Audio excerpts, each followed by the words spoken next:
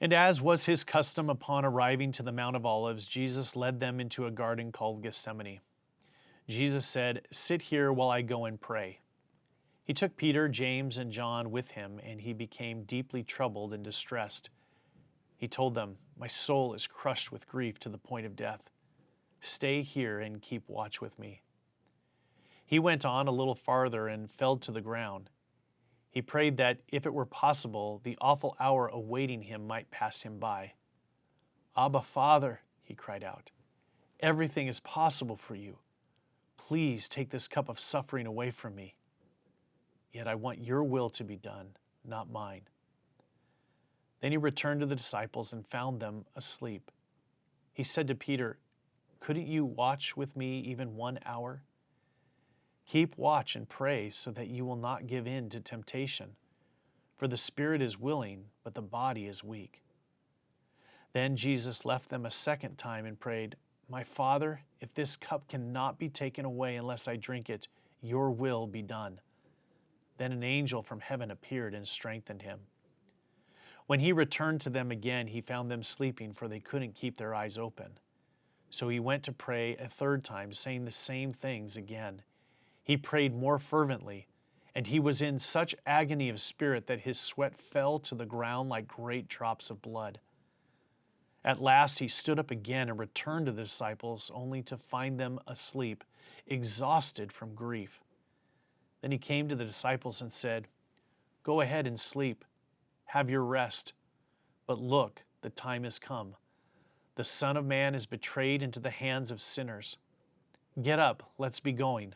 Look, my betrayer is here." And even as Jesus said this, Judas, one of the 12 disciples who knew that it was Jesus' custom to go to this place, arrived with a crowd of men with torches blazing, all armed with swords and clubs. They had been sent by the leading priests and elders of the people. The traitor Judas had given them a prearranged signal: "You will know which one to arrest when I greet him with a kiss." So Judas came straight to Jesus. "Greetings, Rabbi," he exclaimed, and gave him the kiss.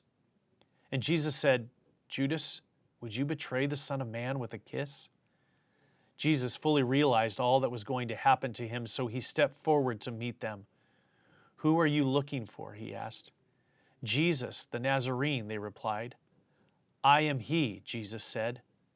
Judas, who betrayed him, was standing with them, and as Jesus said, "I am he," they all drew back and fell to the ground. Once more he asked them, "Who are you looking for?"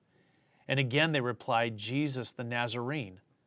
"I told you that I am he," Jesus said, "and since I am the one you want, let these others go." He did this to fulfill his own statement, "I did not lose a single one of those you have given me." When the other disciples saw what was about to happen, they exclaimed, "Lord, should we fight? We brought the swords." Then Simon Peter drew a sword and slashed off the right ear of Malchus, the high priest's slave. But Jesus said to Peter, "Put your sword back into its sheath. Shall I not drink from the cup of suffering the Father has given me?"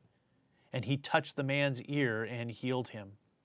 Then Jesus spoke to the leading priests, the captains of the temple guard, and the elders who had come from him. "Am I some dangerous revolutionary," he asked, "that you come with swords and clubs to arrest me? Why didn't you arrest me in the temple? I was there every day." But this is all happening to fulfill the words of the prophets as recorded in the Scriptures, and so it is the time when the power of darkness reigns. At that point, all the disciples deserted him and fled. The soldiers, their commanding officer, and the temple guards arrested Jesus and led him away.